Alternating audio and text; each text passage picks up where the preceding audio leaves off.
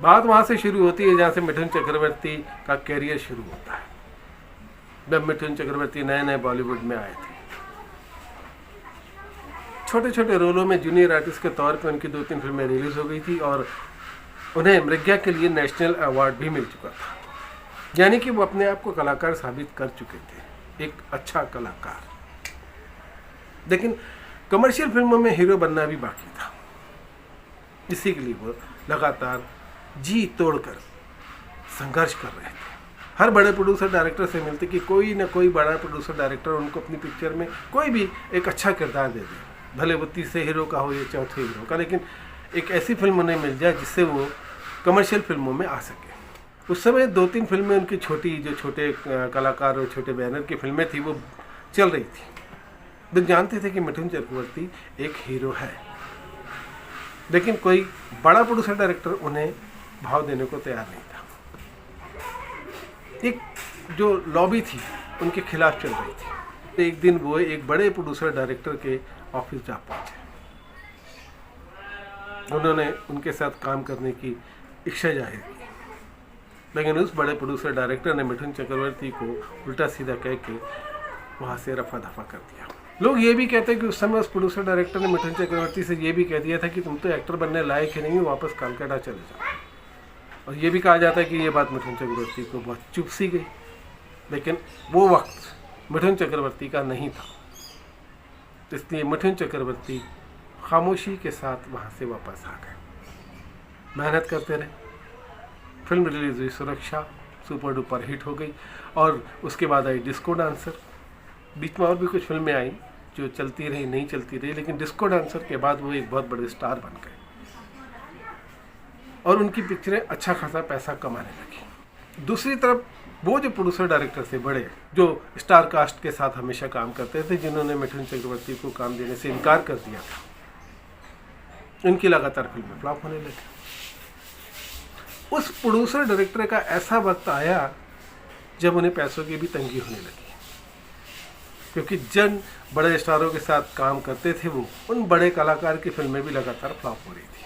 अब वो कामयाब प्रोड्यूसर डायरेक्टर जो थे, वो एक ऐसी फिल्म बनाना चाहते थे जहाँ से वो पैसा कमा सकें और वापस इंडस्ट्री में एक हिट फिल्म दे सकें। उन्होंने एक प्रपोजल बनाया और सोच विचार करने लगे कि ये फिल्म मैं किसके साथ बनाऊं कि पिक्चर चल जाए और पैसा भी आ जाए और हिट भी हो जाए। तब किसी ने कहा मिथुन चक्रवर्ती को ले लो।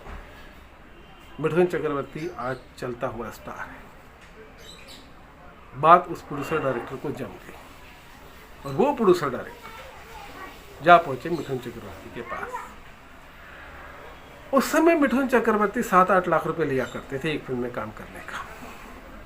वो प्रोड्यूसर जब पहुंचे और कहा कि मेरी फिल्म में काम करना है, तो मिथुन चक्रवर्ती ने 15 लाख रुपए मांगे उनसे फिल्म में काम करने के लिए। मिथुन चक्रवर्ती के मुंह से इतना बड़ा अमाउंट, ये उस समय बहुत बड़ा अमाउंट होता था 15 लाख, सुनकर, इतना बड़ा अमाउंट सुनकर वो प्रोड्यूसर डायरेक्टर चौंक गए और उन्होंने मिथुन चक्रवर्ती से कहा कि तुम दूसरों की फिल्में तो 7-8 लाख में कर लेते हो, फिर मुझसे 15 लाख क्यों मांग रहे हो। तब मिथुन चक्रवर्ती ने कहा कि मैं 7-8 लाख उन लोगों से इसलिए लेता हूँ क्योंकि उन्होंने ही मुझे हीरो बनाया है। उन प्रोड्यूसर डायरेक्टर ने मुझे उस वक्त काम दिया जब मुझे काम की और पैसों की ज़रूरत थी, इसलिए मैं उनसे 7-8 लाख रुपए में काम कर लेता हूँ। और नए के साथ इसलिए 7-8 लाख रुपए में काम करता हूँ क्योंकि उनके पास पैसा ही नहीं होता। लेकिन उस वक्त आपने मुझे ये कह दिया था कि तुम हीरो बनने लायक ही नहीं, इसलिए मैं आपसे 15 लाख रुपए लूँगा। मैं आपकी पिक्चर करने को तैयार ना नहीं कर रहा, लेकिन पैसे में आपसे 15 लाख रुपए लूँगा। इसका एक कारण ये भी है कि वो प्रोड्यूसर डायरेक्टर जो है जिनसे मैं 7-8 लाख रुपए लेता हूँ, वो छोटे प्रोड्यूसर डायरेक्टर है या नए हैं, लेकिन आप तो एक एस्टैब्लिश बड़े प्रोड्यूसर डायरेक्टर हैं, तो आपसे मैं 15 लाख रुपए में ही काम करूँगा। उस समय उस प्रोड्यूसर डायरेक्टर के पास 15 लाख रुपए नहीं थे मिथुन चक्रवर्ती को देने के लिए, तो ये प्रपोजल नहीं बन पाया। मिथुन चक्रवर्ती और वो बड़े प्रोड्यूसर डायरेक्टर साथ में काम नहीं कर पाए। बाद में उस बड़े प्रोड्यूसर डायरेक्टर ने अनिल कपूर को लेकर वो फिल्म कंप्लीट की, फिल्म फ्लॉप हो गई।